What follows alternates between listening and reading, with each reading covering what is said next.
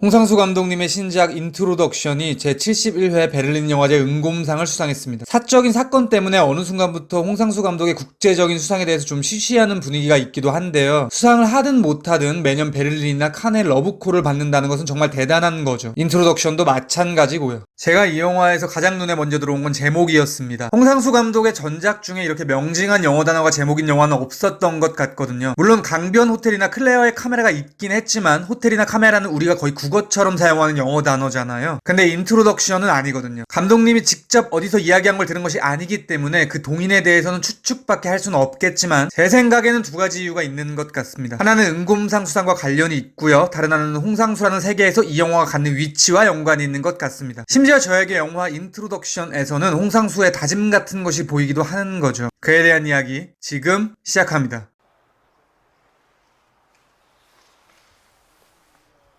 나 너무 떨어져 있는 거 싫어.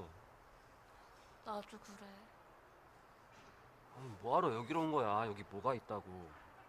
은곰상은 각본상입니다. 각본상이라 함은 뭔가 영화 속에 이야기적으로 엄청난 게 있어야 할 것 같은데 사실 이 영화에서는 딱히 그런 게 안 느껴지죠. 솔직히 말해서 홍상수 영화의 스토리에 대해 얘기하자면 별게 없습니다. 늘 한 남자가 나와서 술을 마시고 여사를 꼬시고 동네를 돌아다니고 하는 등등의 시시한 상황들의 이어짐일 겁니다. 물론 어느 순간부터는 여성 주인공이 전면에 나오는 영화들도 있었죠. 인트로덕션도 이런 맥락에서 벗어나지 않습니다. 1, 2, 3부로 나누어진 이 영화는 영호가 아버지를 만나러 한의원에 간 이야기, 영호가 여자친구 주원을 만나기 위해 독일에 간 이야기, 영호가 엄마의 부름에 바닷가로 간 이야기가 전부입니다. 특별한 사건다운 사건이 나오지 않는 거죠. 그럼에도 불구하고 저에게는 인트로덕션의 각본이 굉장히 창의적으로 보이는 거예요. 이 영화의 각본이 훌륭한 이유는 어떤 문학적으로 풍부한 이야기가 있기 때문이 아닙니다. 좀 추상적인 표현인데요. 구성과 배치가 다분히 영화적이기 때문입니다. 인트로덕션의 세 개의 이야기는 뭔가 한 명의 청년이 서로 다른 시간과 장소에서 겪는 이야기로 보이죠. 각 챕터마다 약간의 단서들이 있기 때문에 우리는 세 개의 이야기를 자연스레 엮을 수가 있습니다. 심지어 1, 2, 3부가 시간의 흐름의 순서로 되어 있는 것처럼 그려지니까 더더욱 연결시키기가 쉬워지죠. 만약에 그런 접붙인 작업을 해본다면 이런 거겠죠. 영호는 아버지의 부름으로 한의원에 갔는데 거기서 우연히 아버지의 지인인 유명한 배우를 만나게 되었고 그 사람의 한마디에 연기자를 꿈꾸게 되었다. 그에 대한 공부를 하던 와중에 사랑하는 여자를 쫓아 독일에 가게 되었다가 돌아와 연기자를 그만둘 생각을 하게 된다. 영호가 정말로 여자친구가 독일에서 공부를 했는지 바로 돌아왔는지는 알 수 없지만 그들은 헤어졌고 주원은 독일인 남자와 결혼했다가 이혼했다. 뭐 대충 정리하면 이런 내용일 겁니다. 그러면 이제 인트로덕션의 이야기는 완료된 것이냐? 아닌 것 같아요. 그리고 이러한 구성을 할 수 없게 만드는 지점이 제 생각엔 이 영화가 각본상을 수상하게 된 핵심인 것 같습니다. 이런 식으로 이야기를 꾸밀 수 없는 이유가 가장 분명하게 드러나는 장면은 3부의 횟집에서입니다. 영호는 자신이 연기를 더 이상 할 수 없는 이유에 대해서 피력하죠. 사랑의 감정이 전혀 없는 상태로 상대 여배우를 포옹하는 연기는 도저히 못하겠다. 그리고 그러한 행위가 여자친구에게도 마음이 걸린다는 취지의 이야기였습니다. 그 이야기를 앞에서 듣던 기주봉 씨는 버럭 화를 내죠. 사실 이들 이야기의 내용 자체는 시덥지 않게 느껴지기도 합니다. 근데 여기서 하나 이상한 점이 뭐냐면 영호는 조금의 사랑의 감정도 없이는 포옹을 못하겠다고 말했잖아요. 그런데 1부의 마지막에 간호사 선생님을 갑자기 와락 끌어안았었죠. 심지어 한의원에 오기 전에 주원을 만났으니 횟집에서 영호가 말한 상황과 같은 거죠. 그러니까 1부에서 영호는 여자친구가 있음에도 불구하고 외간 여자와 포옹을 하고 있는 겁니다. 의아하죠. 연기를 할 때는 불가하지만 일상생활에서는 포옹이 되는 것이냐 혹은 정말로 간호사 선생님을 사랑하고 있는 것이냐 등등의 의문이 들게 됩니다.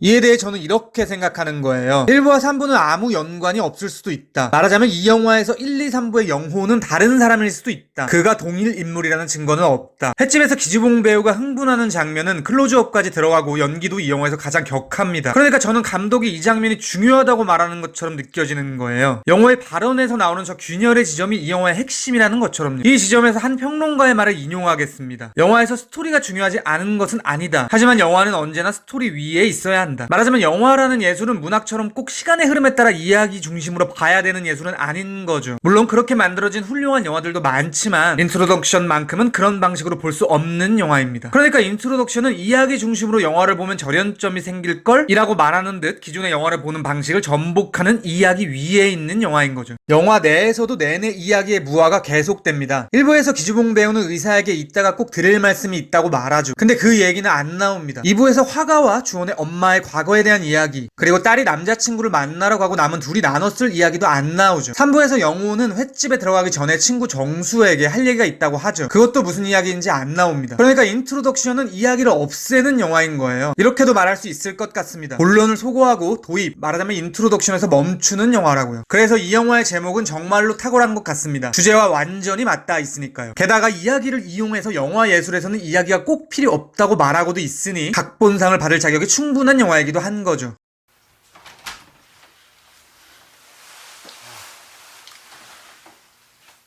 조금만 기다려. 뭐 마셨냐? 네. 그래, 조금만 기다려라.